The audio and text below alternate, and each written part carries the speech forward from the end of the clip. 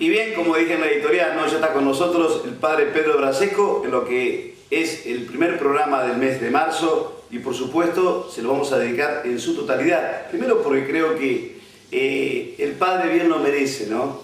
Una persona que al margen de ser sacerdote, periodista, cuenta de una manera clara, franca, lo que es su misión y lo que él ha decidido para su vida, también claro está. Así que bueno, padre Pedro Braseco, con gusto, como siempre, en perfil, en estos 20 años, el próximo mes de abril, si Dios nos presta vida, así que nos parecía para nosotros una gran posibilidad que usted esté junto a nosotros. ¿Qué tal, Richard? ¿Cómo estás? Una alegría poder estar compartiendo nuevamente el programa y bueno, poder también estar empezando este ciclo en este año tan particular. Particular y también particular, estamos ya en la segunda semana de la Cuaresma de Semana Santa. Así es, estamos preparándonos todo lo que es la feligresía cristiana en general para lo que es la fiesta principal, ¿no es cierto?, de los cristianos, que es la Semana Santa. A veces pensamos que la fiesta principal es la Navidad, ¿no?, porque claro, la festejamos más, tenemos brindis, comida y fuegos artificiales. Pero sin embargo, más importante para nosotros los cristianos es la Semana Santa y la Pascua particularmente, porque es gracias a la muerte y resurrección de Cristo que Él nos muestra precisamente quién es, y gracias a esa muerte y resurrección también es que consigue para nosotros la salvación. Entonces, por eso mismo se prepara con mayor tiempo, se prepara con 40 días, que es la Cuaresma, estos 40 días previos a la Semana Santa, y que son un tiempo, como decíamos, de preparación para vivir lo que es una fiesta tan importante y poder de esa manera, de alguna manera también espiritualmente, entrar más en el misterio que celebramos. Ahora, creo, Pedro, que es bueno lo que decís, ¿no? Esto de clarificar y diferenciar en referencia a que por qué la predisposición que tiene la gente en lo que es Navidad y lo que representa la Semana Santa. La importancia de la Semana Santa seguramente no tiene dudas de que así es, ¿no? Y mucha gente a veces, quizás por ignorancia también puede pasar, de no saber, le entrega mucho más, le da mucho más rienda suelta, digamos, al espíritu en la expresión de la alegría, ¿no? También tiene mucho que ver también el cierre del año y demás. Sí, fíjate que nosotros estamos a contramano porque vivimos en el hemisferio sur de lo que son las fiestas en el hemisferio norte, ¿no? Claro. Porque las fiestas religiosas en general y particularmente también las cristianas están unidas a los tiempos del año, ¿no? y también a lo que se vive en cada época del año. Entonces, la Semana Santa en el hemisferio norte, que es, bueno, donde está Jerusalén, donde está Tierra Santa, es precisamente el tiempo de finales del invierno, la Cuaresma, y la primavera es la Semana Santa, la Pascua, ¿no? Y la primavera sabemos que es la fiesta de la vida, la fiesta en que todo resucita, y precisamente la Pascua es la resurrección. Entonces, en el hemisferio norte se puede celebrar con esa expectativa y esa alegría que nosotros celebramos, por ejemplo, el inicio de la primavera, va unida a la fiesta religiosa con todo el ambiente.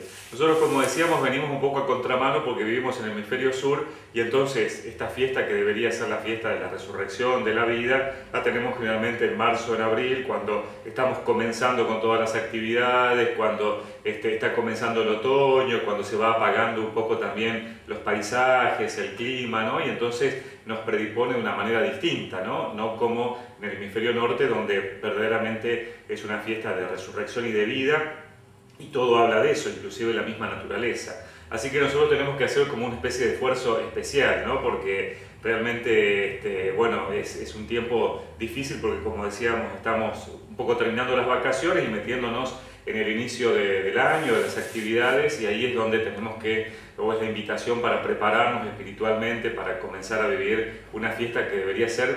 Fíjate que nosotros a veces, esto siempre lo decimos, muchas veces celebramos o preparamos los 40 días de la Cuaresma, ¿no? Y nos olvidamos que después son 50 días de fiesta, ¿no? Porque la época de Pascua son 50 días, ¿no? Y entonces a veces hacemos mucho hincapié en la Cuaresma, que está muy bien, con bueno, el ayuno, la abstinencia de carne los viernes o los Vía Crucis, y en realidad eso nos tiene que preparar para festejar 50 días. Y a veces se nos pasa la Pascua y al otro día, ya al lunes, volvemos a la vida normal, como si no hubiera pasado. Y en verdad la invitación de la Iglesia es, así como es a prepararse 40 días, es a celebrar 50 días. Pero como te decía, un poco nos agarra a nosotros también ya justo el otoño y el inicio del invierno, y eso hace que los ánimos tal vez de postergar el festejo no estén tan exacerbados como podría ser en otra época del año. Ahora, Pedro, convido con un mate. Sí, muchas gracias. Digo, ¿no? En toda esta situación que marcás, y lo haces bien de marcarlo, también se dice que en el mes de marzo es como si arrancara el año, ¿no? El año me refiero de otro tipo de actividades. Sí. Y por supuesto, este tiene un sentido religioso en el mundo católico muy fuerte.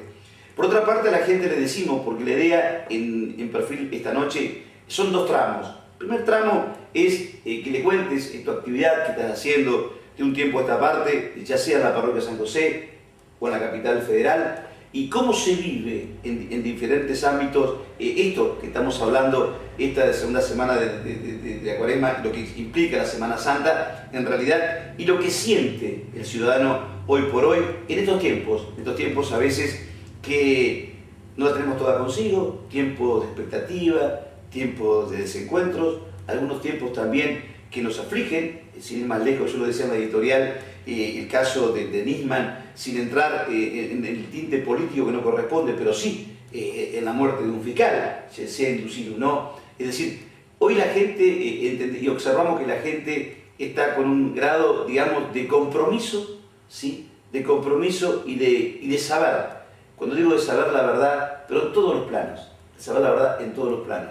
Y también, que lo hemos hablado con vos más de una oportunidad, creo que el saber, digamos, el saber un poquito más en todos los planos que rodea al ser humano, tiene que mucho que ver la religión que también uno profese, ¿no? Entonces, la idea mía era que vos nos desglose de cómo primero, la actividad, lo que dije antes, llámese la parroquia San José y llámese la capital federal. Y lo segundo, que son dos idiosincrasias diferentes, cómo hoy encontrar a la gente, cómo observar a la gente, entender que la gente está volviendo a lo espiritual, cómo ha sido en todo este tiempo la llegada del Padre Francisco, un padre que lo vamos a preguntarte en el segundo tramo, evangelizador, de hacer territorio, cómo ha entendido ese mensaje, cuál es la idea que se tiene hoy por hoy y que impera en la Iglesia Católica, lo que te compete como protagonista directo, reitero, en lo que sucede en el Pago Chico y en la capital federal.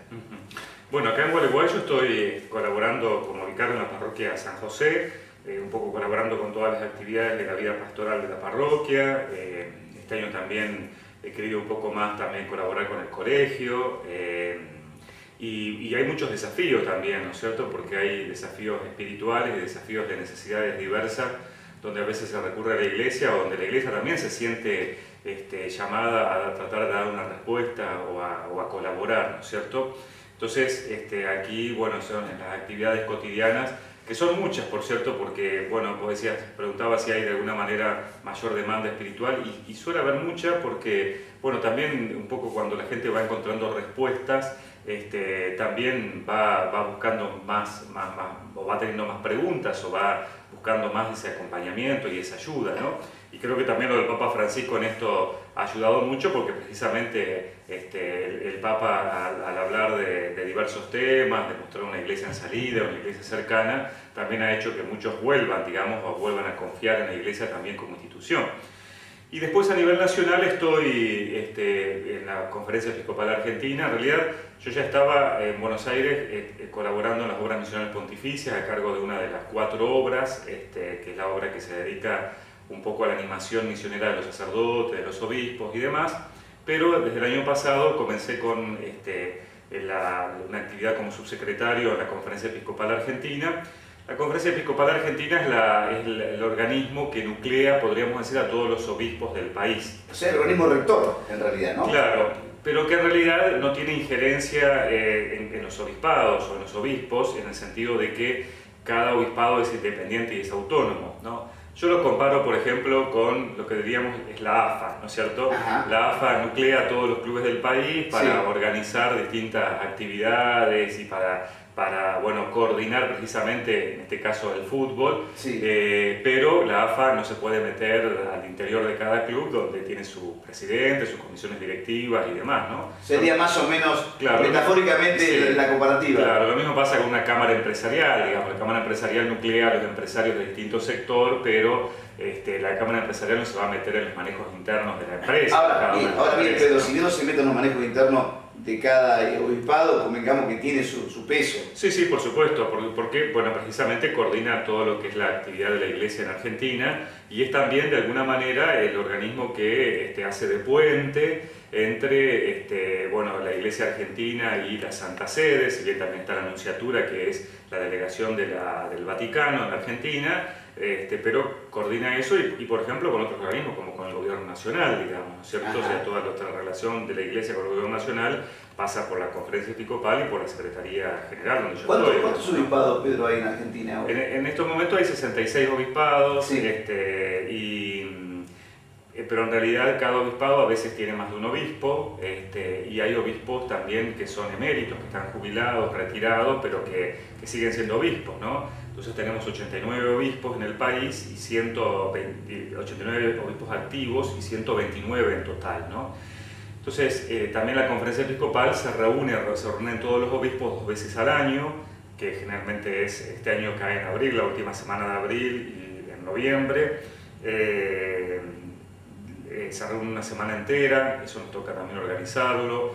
Hay otras instancias de reunión, otras instancias ejecutivas, ¿no? Entonces ahí donde estoy yo en la Secretaría General es un poco el organismo que de alguna manera va ejecutando, coordinando todas las actividades de la Iglesia en el país. Ahora, vos decías recién y comparaste, y creo que es bueno para que la gente entienda, ¿no? La función, lo que la AFA decías en el fútbol, que es una pasión, que es el deporte popular en Argentina, ¿no? Bueno, falleció Grondona, pero era vicepresidente de FIFA.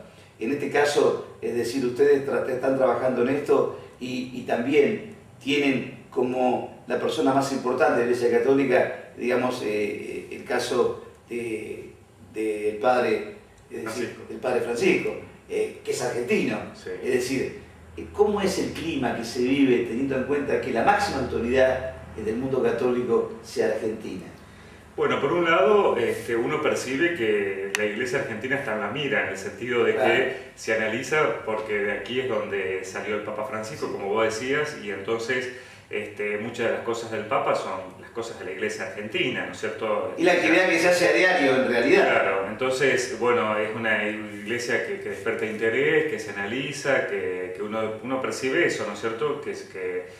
Bueno, que hay una mirada sobre la Iglesia Argentina, ¿no? Una mirada en el buen sentido, ¿no? Y por otro lado hay mayor demanda, ¿no es cierto? Porque, bueno, muchas de las cosas, esta relación a veces con el Vaticano es más directa, más fluida, ¿no? ¿Lo hace a través de la sede de Vaticano que está en Argentina? Bueno, claro, hay cosas que son cuestiones diplomáticas, cuestiones del Estado del Vaticano que se manejan a través de la Nunciatura, la mayoría de las cosas, por supuesto, pero después hay muchas otras cosas que a veces se coordinan desde la Conferencia Episcopal, en el sentido de, bueno, a veces enviar alguna carta, alguna salutación, alguna cuestión en particular. Y eso, bueno, también el hecho de ser el Papa argentino, a veces uno tiene los correos de los secretarios y entonces sabe cuando una cosa que tiene que ser inmediata o que uno quiere que llegue directamente al Santo Padre, lo puede hacer a través de los secretarios. Digamos, cosas como, por ejemplo, cuando el Papa eligió cardenal a Villalba, el arzobispo de Tucumán, ahora en enero, bueno, mandamos enseguida una salutación al Santo Padre agradeciéndole, digamos, ¿no es cierto? Sabiendo que, bueno, que va a llegar a través de sus secretarios, ¿no? Ahora, Pedro, te pregunto, desde el punto de vista físico, la sede, ¿dónde está la sede del Episcopado? La sede de la Constitución está en calle Suipacha, 1032, que es Suipacha a media cuadra de Avenida Santa Fe. Sí. Allí o sea que ahí estamos muy cerca de la Casa de Entre Ríos. Claro, sí. Está Suipacha y Córdoba, prácticamente la Casa de Entre Ríos. Sí, está muy cerca. Está muy cerca. Allí es una casa que fue una casa muy antigua, que fue residencia presidencial, hasta antes de Perón. Perón ya no vivió allí, sino que fue donde estuvo viviendo en ese momento la residencia presidencial. Después, bueno, tiene amplitudes, comodidades. Sí, tiene comodidades y fue bendecida, reformada y bendecida para la Conferencia Episcopal cuando vino Juan Pablo II en 1987. Claro. ¿No? Y allí también el Papa Francisco fue 2 periodos presidente de la Conferencia Episcopal, así que también era su sede de trabajo, digamos, ¿no es cierto? Así que están todos los recuerdos también de Francisco y de su paso por la Conferencia Episcopal. Ahora, ¿y cómo es compatible la tarea? ¿Cuántos días estás en Buenos Aires? Porque ser secretario demanda mucho trabajo, hay que estar permanentemente, y la actividad en la parroquia de San José. Bueno, yo estoy, yo estoy 3 días en Buenos Aires, de lunes a miércoles por lo general, excepto que hubiera algún tipo de reunión o alguna actividad específica donde me quedo más. Y de jueves a domingo en la parroquia San José. Esa es la idea de mantener ese ritmo, que ya más o menos lo estuve haciendo el año pasado, y la idea es mantenerlo también este año, sabiendo que esos 3 días que estoy en Buenos Aires estoy dedicado a full a la actividad de la conferencia episcopal, porque voy 8:30, 9 de la mañana, estoy hasta 5 o 6 de la tarde, porque bueno, ya se trabaja de corrido, por supuesto, no hay siesta, hay poco almuerzo, y después estoy en una parroquia ahí en San Nicolás de Bari, que está en la avenida Santa Fe, ahí vivo, digamos, porque tengo la habitación y bueno, celebro misa y confieso y ceno con los curas, así que eso a uno le permite también mantener un clima de fraternidad con otros sacerdotes y de estar acompañado, de no estar solo de repente en un lugar donde uno va solamente a dormir, sino de poder estar también acompañado. Así que de lunes a miércoles estoy en esa actividad a pleno, y de jueves a domingo, como decía, acá en Gualeguay, también con la actividad de Gualeguay más a pleno.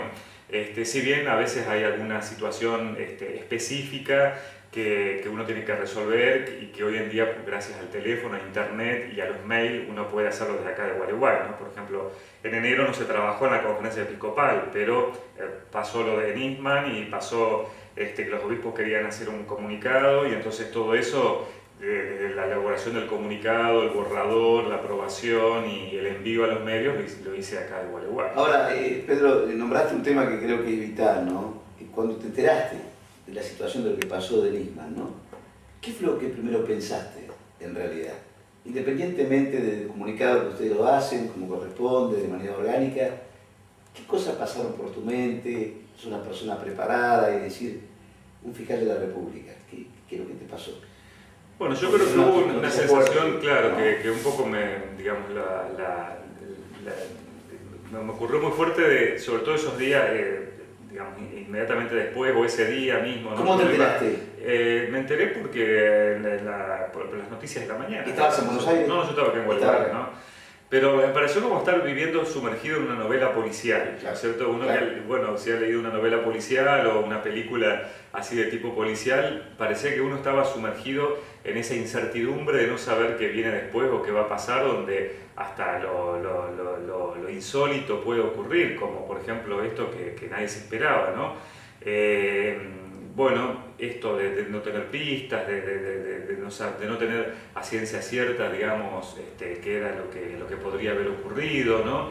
Y creo que un poco era lo compartido también por toda la gente, ¿no? Como una sensación de conmoción y de incertidumbre, ¿no es cierto? De qué va a pasar, por qué pasa esto, ¿no? O por qué quienes tenían que cuidarlo no lo cuidaron, ¿no? Pero la sensación de eso, de estar sumergido dentro de una especie de gran película policial donde uno realmente no sabe el desenlace y tiene la sensación, por lo que ha ocurrido, de que cualquier cosa puede pasar o puede haber sucedido, ¿no? Entonces creo que es esa sensación de no saber si uno está caminando por un suelo firme, digamos. Ahora, Pedro, ¿el episcopado se sumó a la marcha desde el punto de vista orgánico? No, los obispos no se sumaron a la marcha, sí. Porque bueno, ellos ya habían emitido el comunicado, sí, unos 15 días antes, donde habían pedido, digamos, sobre todo, bueno, habían transmitido sus condolencias a los familiares de Nisman y demás, y se habían sumado al pedido de verdad, de la búsqueda de la verdad en todo sentido, ¿no? Que era un pedido amplio de la verdad, desde la búsqueda de la verdad por el caso del atentado de la AMIA, la búsqueda de la verdad por las denuncias de Nisman, la búsqueda de la verdad por la muerte de Nisman, es decir, donde se solicitaba eso, ¿no? Que hubiera una búsqueda de la verdad. Sí, de la cuestión de fondo en realidad. Claro, entonces los obispos ya habían emitido ese comunicado y los obispos como tal, el episcopado como tal, no se sumaba a la marcha. Hubo una expresión de una de las comisiones que nuclea a los laicos, que es la Comisión de Justicia y Paz, donde de alguna manera adhería, pero no era la expresión de los obispos en sí, como tal, que están representados en la Comisión Ejecutiva, que ya se habían sumado 15 días, que 15 días antes habían emitido este comunicado, haciendo este acompañamiento, y que fue también muy bien recibido y agradecido, porque bueno, era también la voz de los pastores, un poco acompañando al pueblo argentino, y llamando en general a quienes correspondían, pero también a toda la sociedad a estar en esta búsqueda de la verdad, ¿no? Ahora, Pedro, te pregunto esto porque como cierre el bloque, me parece muy interesante la charla, ¿no?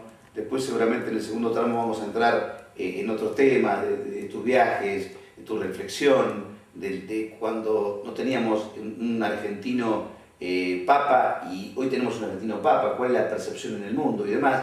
Digo, este gobierno en sus primeros tramos se caracterizó por marcar una cierta diferencia con el mundo católico. Tal es decir que muchos tedeos no se realizaban en la capital federal. La llegada de Francisco es como si pacificó las aguas, el entendimiento es diferente, se puede pensar diferente, pero hay otro trato, hay otro modo. ¿Lo vivís así? Bueno, en realidad sí y no, digamos, en el sentido de que la relación con el gobierno de la Iglesia ha sido de acuerdo a los temas, digamos, ¿no es cierto? No es que haya habido una mala relación siempre. De hecho, la Iglesia con los distintos sectores del Estado ha habido muchas veces una situación de colaboración. La Iglesia le ha parecido bien a muchas de las medidas y otras también en su libertad no le ha parecido bien y tal vez las ha criticado o ha expresado con la libertad que tiene cualquier institución en un país cuál era su parecer, digamos. Y en este sentido, el cardenal Bergoglio en su momento también se sentía con la libertad suficiente como para poder decir lo que le parecía que estaba mal y también, bueno, en muchas cosas tener una relación de colaboración, ¿no? Lo que pasa es que muchas veces en los medios lo que resaltaba era esas situaciones de cortocircuito, pero claro. bueno, pero después la Iglesia ha tenido siempre sobre todo en las situaciones de asistencia social o de ayudas, digamos, la colaboración del Estado y demás, y por eso digo, no es que la relación de la Iglesia sea de corte total con el Estado, ¿no? Se sabe que la Iglesia necesita del Estado para poder, subsidiariamente, para poder llevar adelante muchas de las tareas sociales que hace, que el Estado también necesita de la Iglesia, porque la Iglesia llega con sus organismos y con sus instituciones a sectores donde a veces el Estado tiene dificultad de llegar, y entonces esa colaboración en distintos estamentos, a veces más arriba, a veces más abajo, ha existido, pero también la Iglesia se ha considerado con libertad suficiente como para poder expresarlo. Ahora con el cardenal Bergoglio como papa, bueno, pareciera que a ese nivel donde antes se veía más como una situación de cortocircuito, hay una mejor relación. Claro, o más distante, se está más cerca. Pero yo, por ejemplo, ahí lo veo en la conferencia episcopal, que sí. Más allá de que, inclusive siendo el mismo cardenal Bergoglio el presidente de la conferencia episcopal y habiendo estas situaciones a veces de cortocircuito, siempre se mantenía un canal de comunicación institucional, ¿no es cierto? Porque hay cosas que hay que continuar y que mantener y en la misma conferencia episcopal, el secretario de la conferencia episcopal, que es un obispo, siempre tenía una relación y sigue existiendo esa relación de diálogo y esa relación institucional con, por ejemplo, el secretario de Culto de la Nación, ¿no? Y esas situaciones y esos diálogos siempre se han mantenido porque además tiene que ser así, digamos, la Iglesia no puede ser un organismo opositor, pero también la Iglesia tiene la libertad como para decir lo que le parece que está bien y le parece también lo que está mal, ¿no? Pero a veces, bueno, se ha querido ubicar a la Iglesia como de un lugar o como expresando todo el descontento de la gente, o por otro lado se quiere ubicar a la Iglesia como absolutamente afín a las políticas del gobierno. Y en esto creo que lo más sano es que siempre uno, y la Iglesia como institución, pueda, bueno, decir como decía, lo que le parece que está bien y también expresar lo que le parece que debería cambiar, que debería mejorar, pero sabiendo que es una institución y que tiene también responsabilidades, ¿no? en el marco institucional del país, digamos. No, sobre todo teniendo en cuenta y convengamos también lo importante que es el mundo católico por estos lugares, como vos decís, independientemente de que se trabaje mancomunadamente para un objetivo común, cada uno muchas veces tiene su impronta y su voz propia. Además la Iglesia no es un partido político. Exactamente. Dentro de la Iglesia Exactamente. hay fieles que responden a una idea de lo que debería ser el futuro del país y otros fieles que opinan otra cosa, y entonces la Iglesia, a ver, si bien la Iglesia, digamos, tiene la prioridad de la Iglesia es el ámbito espiritual, pero hay que tener en cuenta, porque algunos dicen, bueno, ¿por qué la Iglesia se mete o opina sobre cuestiones sociales? ¿No es cierto? porque la iglesia, algunos quieren confinar la iglesia a la sacristía o al mundo solamente de la fe o de lo espiritual. Y en realidad nuestra fe es una fe que decimos encarnada, digamos, es una fe que responde a lo que es la búsqueda de la plenitud del hombre en todo sentido, no solamente de lo espiritual, sino también desde lo material, desde lo social, desde lo humano. O sea, Jesús vino a traer un mensaje preocupándose precisamente también por el hombre en toda su plenitud, no solo lo espiritual, sino también el hombre herido por las situaciones de injusticia, por la pobreza. Bueno, recorriendo el Evangelio uno se da cuenta de eso inmediatamente, ¿no? Entonces, la Iglesia también busca que el hombre de hoy no solamente crezca de lo espiritual, sino que también pueda crecer en todo sentido. Y para eso lo que hace la Iglesia muchas veces es, bueno, decir y repetir esto que ha dicho Jesús, ¿no? No dando recetas, porque la Iglesia no da recetas, no dice, bueno, esto, el camino tiene que ser esto, la política económica tiene que ser esto, o la política, digamos, desde el punto de vista político, no tendría que ser esta, ¿no? Ilumina, habla de la justicia, habla de la libertad, habla del bienestar del hombre, busca eso, lo pide, pero después lo que es concretamente las políticas en sí, el rumbo de un país, eso lo decide la gente en los procesos de votación y de democracia, digamos, ¿no? Y los pueblos son los que van decidiendo su rumbo. La Iglesia lo que hace de alguna manera es decir, bueno, no perdamos de vista esto que es la plenitud del hombre. Sí, ¿no? para seguir respetando el Estado de Derecho, pero creo que hay algo que es medular, ¿no? Lo nombraste bien. Creo que la espiritualidad, creo que es el punto de partida para el hombre luego realizarse en diversos ámbitos. La verdad que es una charla muy enriquecedora. Vamos a hacer el primer quiebre, ¿no? En perfil en lo que es esta noche. Para mí es un gran placer hablar con el padre Pedro Brasesco. Siempre se aprende, créanme. Así que le convido un mate, Pedro. Gracias. Seguimos con el matecito y con las medialunas de la gente de la panadería Fénix en lo que es este programa. Así que, si te parece, Luis, vamos a las empresas que hacen posible el perfil y cuando volvamos entramos en la parte final.